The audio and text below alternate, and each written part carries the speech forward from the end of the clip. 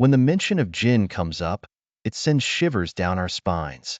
A person recounts a true story that happened in his village about the cemetery Djinn. According to tradition in his village, people visit the cemeteries annually and spend a week inside. The cemeteries were located outside the village, about 10 kilometers away near the mountain. They were like an abandoned village, lined up next to each other. I visited the cemeteries with my father, who remembered my siblings who had died young and started crying. At that moment, our neighbor Uncle Saleh passed by and heard my father's crying. He said to him, "Don't cry. Crying won't bring anything back," like the Djinn of consolation once said. It was a vague and very frightening phrase, with a strange resonance. I looked at the man in astonishment. He then said, "You know, I had a son whom I lost in his prime. I spent many years coming to his grave alone. Once, during the funeral of another relative, I left the funeral to go to my son's grave.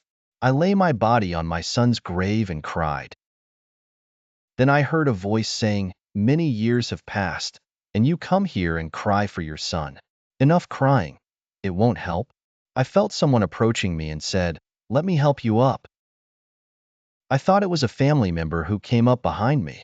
When I extended my hand, my arm burned as if I was leaning on air. I was terrified when I saw a Djinn with eyes that blazed like embers and a mouth that widened like a deep well.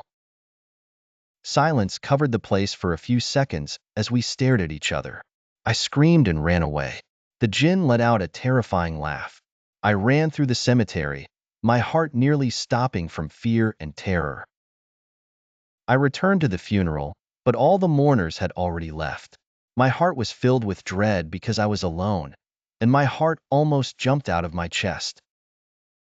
I saw someone coming from afar. They noticed my absence and returned to look for me. Since that time, I have never entered the cemeteries alone.